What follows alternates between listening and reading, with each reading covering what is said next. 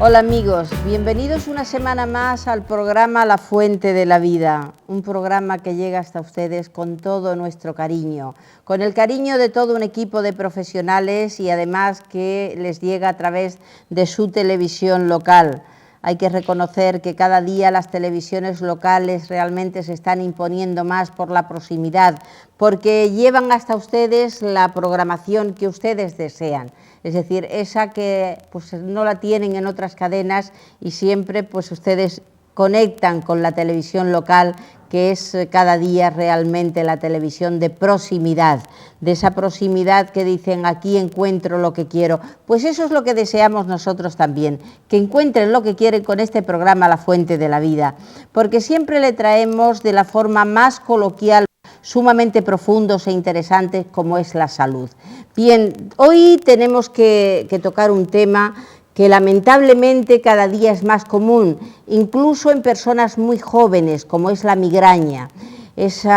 Quienes lo padecen sufren muchísimo, bien es cierto, porque no encuentran remedio para la migraña, aunque sí los hay, los vamos a exponer en este programa, ojalá les dé conocimiento para que puedan remediarlo, por lo menos para paliarlo un poco, pero es bien cierto que cada día son más los estudiantes que lo padecen. Sobre todo es curioso, se padece más, pues según al parecer, y valga la redundancia, se padece mucho más en las mujeres, aunque los hombres, algunos hombres no dejan de sufrirlo también. Pues bien, de la mano del doctor Fernández Bertomeu tenemos la migraña, en el deseo de que les sea útil a todos ustedes. Doctor Fernández Bertomeu, muchísimas gracias por recibirnos una vez más aquí en su despacho de Incosol, sobre todo para hablarnos de forma llana y sencilla, cosa que le agradecemos, para que llegue a todos los públicos de los temas más interesantes. Bienvenido. Gracias, bien hallada. Sí, le agradezco eso que me ha dicho, porque creo que es un poco la filosofía que debe presidir el tema de este tipo de divulgación. Quizás este tipo de divulgación, tal como lo hacemos, es una cosa asequible, con unas pinceladas generales, para que el paciente primero se informe y conozca un poco mejor aquella patología, pues bien que sufre o bien alguna persona del entorno que le rodea. Y por otro lado, no se trata de dar aquí clases magistrales, se trata simplemente de hacerlo algo entretenido y sobre todo informativo, pero a nivel simple y moliente, de la gente de la calle.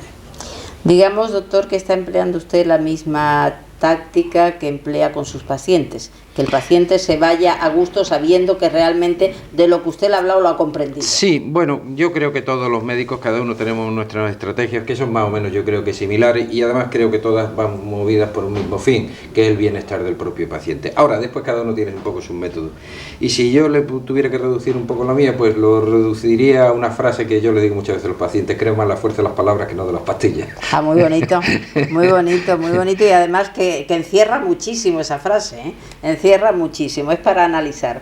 Doctor, un tema también, digamos que, bueno, pues que lamentablemente son muchas las personas que lo sufren, las migrañas. ¿Qué es la migraña? Bueno, la migraña es una cefalea paroxística con intervalos libres de dolor, que se presenta de una manera más o menos cíclica y repetida, que normalmente pues suele afectar a un porcentaje muy alto de la población y que suele tener en muchas ocasiones antecedentes familiares. Es decir, suele venir realmente en multitud de casos, yo le diría que aproximadamente en un 60-65% sí tiene antecedentes, bien de la familia, de algún familiar directo que ya suele padecer de dolores de cabeza. ¿Cuál es la historia natural de la migraña? Bueno, la historia natural de la migraña es un dolor de cabeza con una serie de características, pues de tipo, pues por ejemplo, es un dolor más o menos intenso, de tipo pulsátil, que en algunos casos impide incluso desarrollar las labores habituales de la persona. Suele ser hemicránea normalmente de inicio, suele coger medio lado de la cara habitualmente, suele aparecer por las mañanas, ataca al sexo femenino en mayor proporción que al masculino, en una proporción de 4 a 1. Suele presentarse incluso antes de los 20 años y raro es que se presente, aunque no imposible, después de los 50 años. Suele tener algún antecedente, como he dicho antes, de tipo familiar, y por otro lado pues suele acompañarse pues de una serie de efectos colaterales. Esos efectos colaterales van desde las auras, que se llaman, que son sensaciones de tipo visual o incluso óptica, pero normalmente visual, puntos brillantes, etcétera, y otras veces se acompaña de náuseas o vómitos. ¿Cuáles son los factores desencadenantes? Bueno, los factores desencadenantes son muchos, pero siguiendo un poco en este orden, yo le diría que lo primero de los factores, yo diría que es un factor de tipo hormonal. ¿En qué me baso? Pues primero un poco en todos los estudios que se han hecho al respecto y la historia natural de dicho proceso. Se ve que afecta mucho más a la mujer, que además la afecta mucho en los periodos fértiles de su vida, que además guarda una relación importante, por ejemplo, con la menstruación, lo que se llama pues la migraña catamenial, que en gran medida, por ejemplo, pues se alivia cuando la mujer está embarazada, que desaparece normalmente en la menopausia, en aquella persona que tiene una historia más o menos migrañosa, pues suele desaparecer cuando desaparecen los niveles altos de estrógeno, que la empeoran los anovulatorios. Entonces hay un factor fundamentalmente de tipo hormonal. Después hay factores de tipo ambiental. Por ejemplo, se asocia mucho las cefaleas pues, con los cambios de clima, con las épocas de mucho calor. El interior, pues muchas ocasiones depende pues también del cambio de los vientos, esos vientos más o menos secos o más o menos intensos, pues provocan con relativa frecuencia pues el dolor de cabeza. Otros factores son de tipo alimentario. Dentro de los factores de tipo alimentario pues influye mucho pues, el consumo de determinados productos, por ejemplo el chocolate es una de las cosas que influye. Curiosamente también el consumo de embutidos, quesos curados, etcétera, por lo que se llama el consumo de la tiramina, que la contienen ese tipo de productos, algún tipo de conserva. Y después, curiosamente, hay otros factores, por ejemplo, asociados. El consumo de alcohol, la suspensión brusca en la toma de café de aquellas personas que están acostumbradas a tomar varios cafés, lo que se llaman las cefaleas del restaurante chino, o sea, el consumo de determinado tipo de productos que se utilizan en la cocina china, como el glutamato, o incluso los perritos calientes con los nitritos, que es la cefalea de los perritos calientes. O sea, hay muchos factores asociados. Y después, en determinados casos, el uso de algún tipo de medicamentos, que aunque van orientados a otro tipo de tratamiento, por ejemplo, los medicamentos de tipo cardiovascular, pues, tanto para el tema de la tensión como por ejemplo para el tratamiento de la angina de pecho, en un momento determinado hace que la persona producirse esa vasodilatación le provoque dolor de cabeza. ¿Puede afectar la actividad normal de una persona, doctor? Depende, vamos a ver. Como la cefalea es una cosa de tipo migrañoso, una cosa de presentación bastante repetitiva y en gran medida pues la persona más o menos conoce cuáles son las reacciones habituales, pues llega un momento en que utiliza algún tipo de mecanismo para abortar rápidamente en cuanto se inicia el dolor de cabeza y no tiene por qué llegar a impedir totalmente el trabajo. Aún así, lógicamente disminuye mucho ese rendimiento, pues porque el dolor es un dolor de tipo pulsátil que empeora con los movimientos, o sea que cualquier movimiento de la cabeza, una persona que está acostumbrada a hacer ejercicio físico, pues claro, cada vez que hace un esfuerzo le duele muchísimo más y puede llegar un poco pues, a impedírselo, pero normalmente no llega a ese punto porque la persona al conocer la reacción previamente hace un tratamiento que se lo corta de raíz. Para las personas que nos estén escuchando, puesto que realmente ha dicho que desde edad muy joven puede empezarse, ¿cómo se diagnostica? Bueno, vamos a ver, el diagnóstico de la cefalea de tipo migrañoide es un diagnóstico eminentemente clínico, o sea, fundamentalmente, como en otros muchos procesos de tipo patológico médico habitual, el diagnóstico se hace a través de una historia clínica y de una exploración física. A través de la historia clínica porque hay que ver una serie de parámetros que son importantes, pues efectivamente los antecedentes de tipo familiar, que se presente antes de los 20 años, que predomine el sexo femenino, las características del dolor de cabeza, el momento de la presentación, cómo se localiza ese dolor de cabeza, si hay alguna sustancia que más o menos lo provoca, Si va acompañado de las auras correspondientes, o sea, de los procesos de tipo de visión, y a partir de ahí, pues normalmente esto ya nos da una idea bastante definida de que nos encontramos ante una cefalea de tipo migrañoide.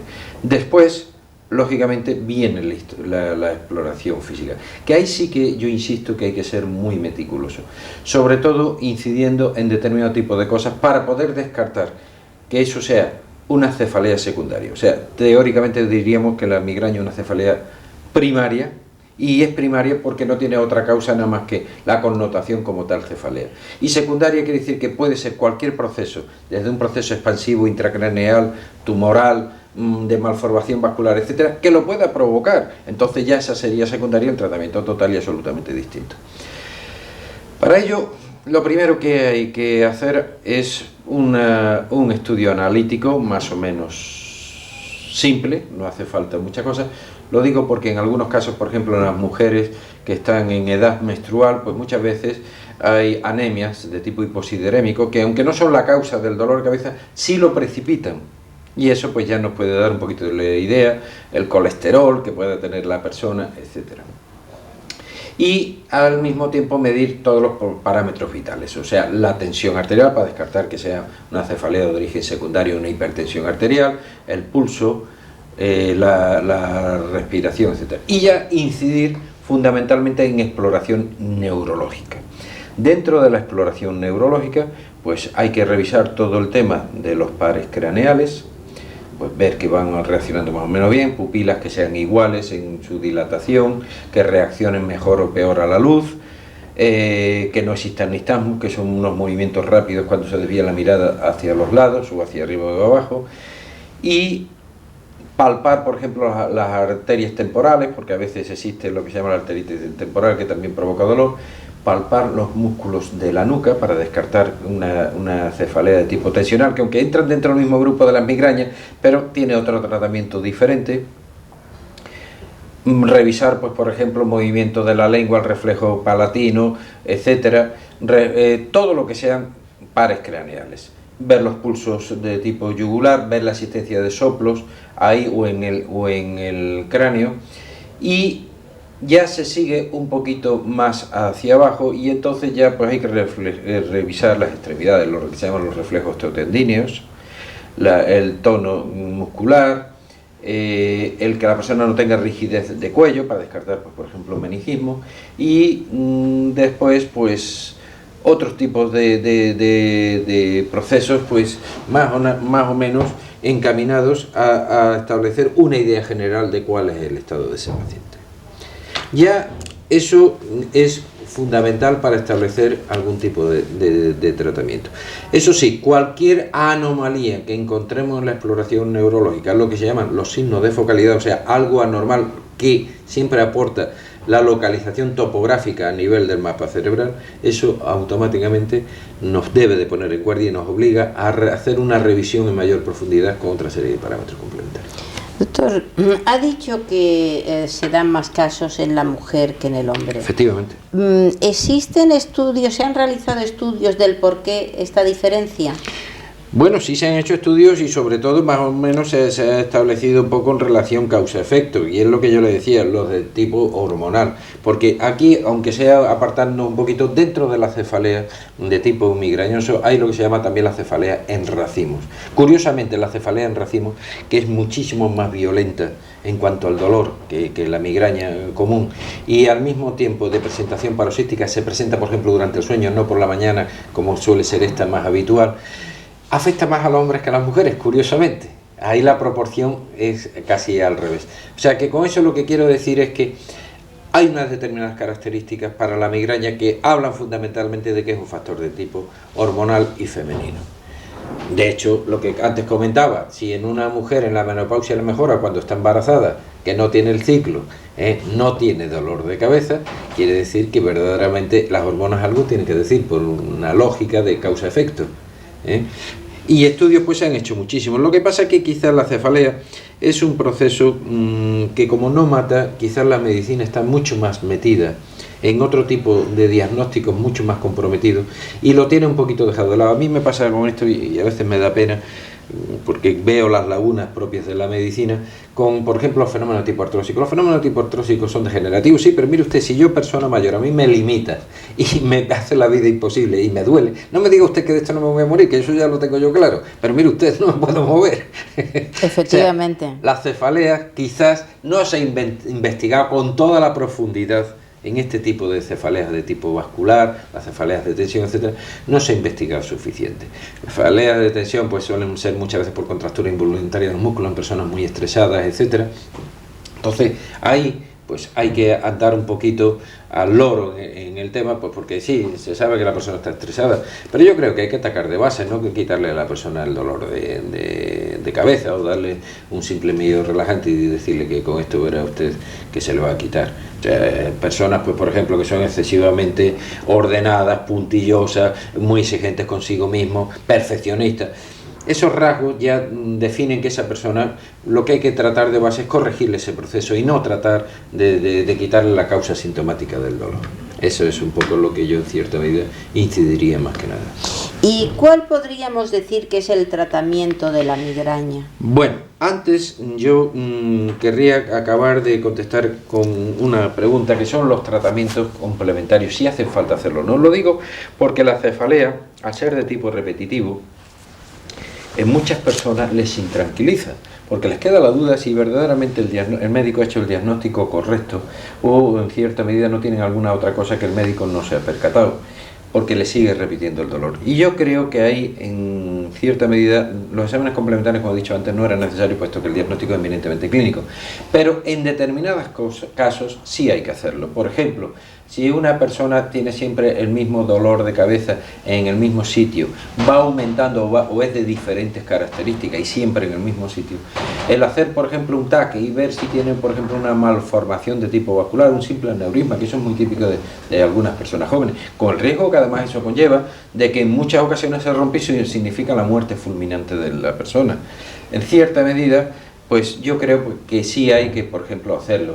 Si la persona ya tiene una determinada edad, pues a lo mejor hacer una determinación de anticuerpo para los fosfolípidos, etcétera, pues también es otra cosa que le puede venir bien. Siempre vuelvo a decir, no es necesario, pero ya va eso un poco en función del criterio del médico para aquellas situaciones que él quiera complementar y sobre todo asegurarse. Lo que sí yo digo es que no hay que molestar innecesariamente al paciente, no hay que alarmarlo, pero tampoco hay que hacer una dejación donde uno pueda tener la más mínima duda. Si hay que hacer alguna prueba complementaria, se le explica al paciente y se le indica. Y punto final. Ahí es donde yo incidiría. Pero de principio quiero tranquilizar al paciente que tenga en cuenta que simplemente con una buena historia clínica y una exploración física y fundamentalmente neurológica meticulosa, el diagnóstico prácticamente en un 99% está hecho sin margen de error. Consiguientemente, el tratamiento en que... Entonces, el tratamiento hay que hacerlo desde distintos puntos. Yo en esto siempre incido un poco en unas normas generales. Las normas generales es que fundamentalmente hay que tranquilizar al paciente.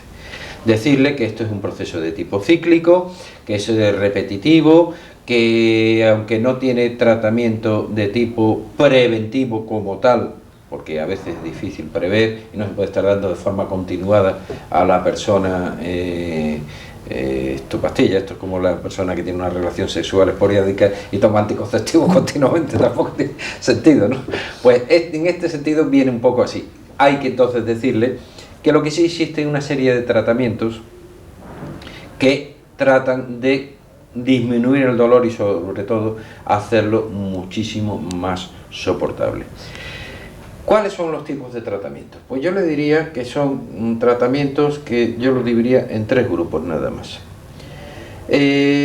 Tratamientos no específicos, tratamientos específicos y tratamientos complementarios. Tratamientos no específicos. Bueno, pues los típicos tratamientos no específicos son, por ejemplo, los analgésicos y también los antiinflamatorios. Pero aquí sí quisiera hacer dos salvedades. Primero con los analgésicos. Con los analgésicos yo creo que hay que tener mucho cuidado. Primero porque dudo en cierta medida de la capacidad de su efectividad, lo cual hace que además la persona, y yo lo corroboro en la consulta, utilice larga mano el analgésico, se levanta por la mañana y se toma ya su medicamento, el que ella considere, vuelvo a decir que no quiero usar nombres comerciales, y lo toma de una forma repetida, tenga dolor o no tenga dolor, con lo cual no solamente eso perjudica en cierta medida a meter en el organismo una sustancia extraña, sino que eso va a provocar al mismo tiempo lo que se llama después las cefaleas vasomotoras de rebote, de repetición. O sea, la persona está acostumbrada al analgésico y cuando lo quite ya tiene un dolor de cabeza continuo y de una forma por supresión, o sea, al cortarlo y no tomarlo. Es como la persona que está acostumbrada a tomar pastillas de noche y que el día que lo quita ya no duerme. Eso es un fenómeno de rebote. Dentro de esto, distinto tratamiento tienen los antiinflamatorios. Y digo que tienen distinto tratamiento los antiinflamatorios porque efectivamente son mucho más efectivos, no producen fenómenos de rebote, son quizás algo más agresivos a nivel de la mucosa gastroduodenal, pero tienen una ventaja asociada, que es que se puede utilizar asociado a cualquiera de los medicamentos complementarios, que ahora después hablaremos, o específicos del tratamiento de la migraña. Y ahí pues van bien. Ya dentro de los tratamientos específicos de la migraña yo lo dividiría en dos. Uno, los derivados de la ergotamina. Estos son quizás el medicamento de elección, que además se usaba muchísimo antes y se sigue utilizando ahora.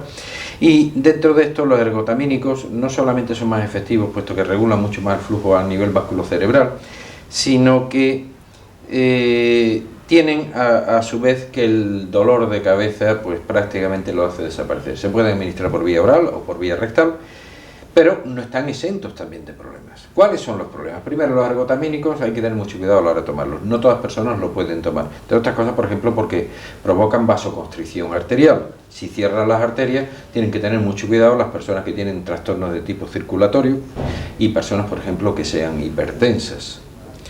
También provocan, desgraciadamente, lo que se llaman los fenómenos de rebote, sobre todo si se suprimen bruscamente. Entonces, cuando se establece un tratamiento con ergotamínicos, lo que se debe de hacer es, el médico va estableciendo la pauta de retirada, y así suele ser gradual.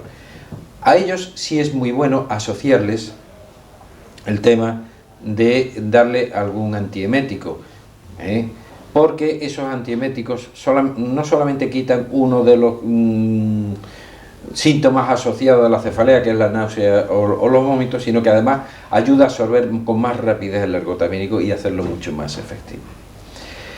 Y otros dentro del grupo específico, que son las santinas, que son estas de última generación, pues estas santinas lo que se hace es que bien se inyectan por vía subcutánea o bien a través sublingual, y suelen ser pues de respuesta muchísimo más rápida que las ergotaminas. Pues dentro de esa está el sumatristán, por ejemplo, todos los tristanes.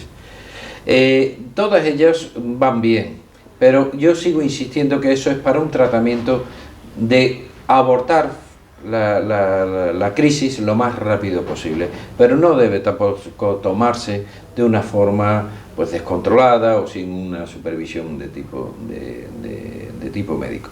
Y ya los otros tratamientos que son de tipo complementario, es por ejemplo, pues debe de establecer la persona, por ejemplo, si se encuentra mejor sentada o tumbada, dependiendo del tipo de cefalea, que como vuelvo a decir, esto es un poco una cosa esquemática, y no, para no hacerla exhaustiva, pues dentro de eso hay cefaleas en las cuales la persona se encuentra mejor sentada que acostada y otras justo al revés, pues debe permanecer eso sí en reposo, ver si la luz le molesta o no, los ruidos, porque todo este tipo de cefaleas se suelen acompañar de lo que se llama la fotofobia y la sonofobia, o sea, cualquier ruido lo exacerba muchísimo más, y sobre todo los destellos de luz, es una de las cosas que más influye, y cortar al mismo tiempo pues la sensación de náuseas y de vómito que tiene el paciente. Entonces pues se le da pues lo derivado de la domperidona, de todo este tipo de productos antieméticos que existen, ¿no?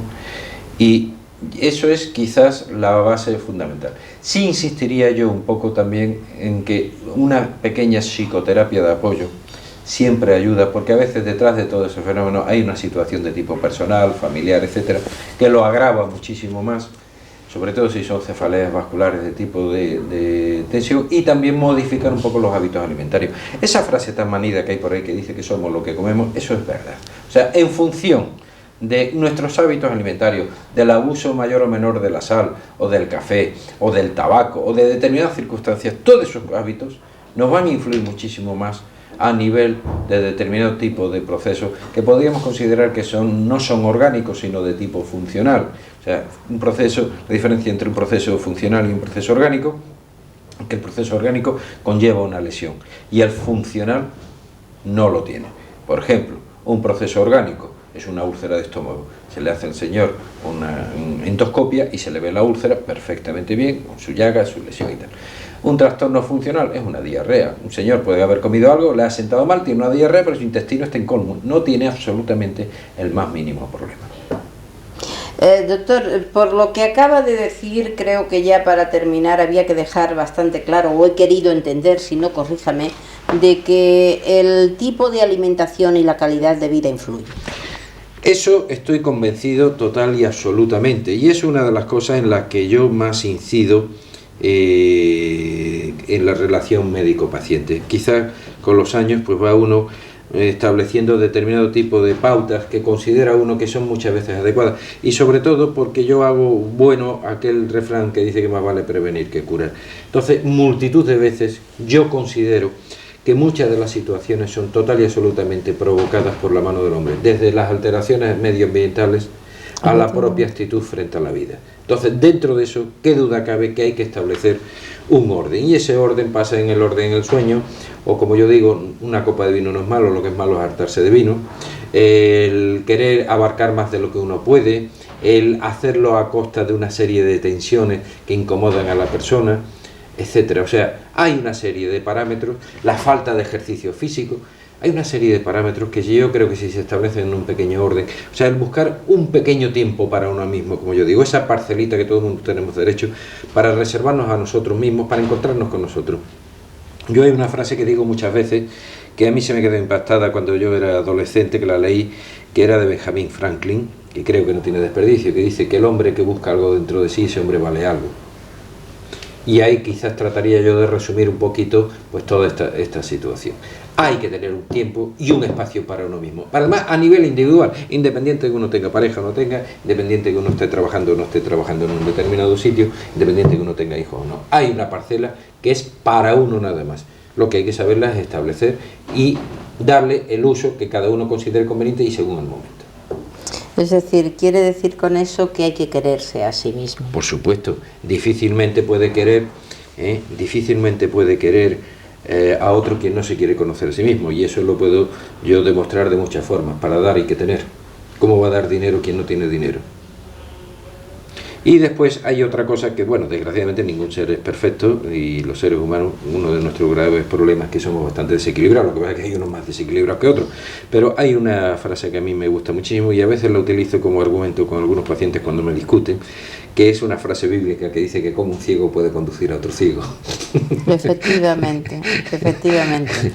Doctor, para terminar, yo quisiera terminar pues con un halo de esperanza y lógicamente que se abre una luz para aquellas personas que sufren migraña. Es decir, quizás no tenga cura a la mejor hasta que no les llegue determinada edad. De principio ahora mismo no, y que quizás porque no se ha profundizado suficiente, no porque no tenga pues quizá tratamiento. Pero existe mejoría. Sí, mejoría, no tengo ni duda. Lo que pasa es que desgraciadamente en eso, como en algunos procesos de tipo anímico, etcétera, la persona tiene tendencia a automedicarse. No suele consultar, sabe lo que le resuelve el problema, y claro, eso es una especie de círculo vicioso, porque la persona va desamparada, utiliza medicamentos que después con el tiempo el cuerpo se va adaptando a ellos, de ahí vienen después los fenómenos de rebote, deja de lado pues nuevos tratamientos que hay o nuevas alternativas, no se entera, al no acudir al médico pues no está al día, etcétera. Entonces yo creo que en este sentido sí hay una esperanza de que quizás eso con el tiempo pues se puede curar, y sobre todo también tranquilizar al enfermo, que de eso nadie se muere, lo que sí es incómodo.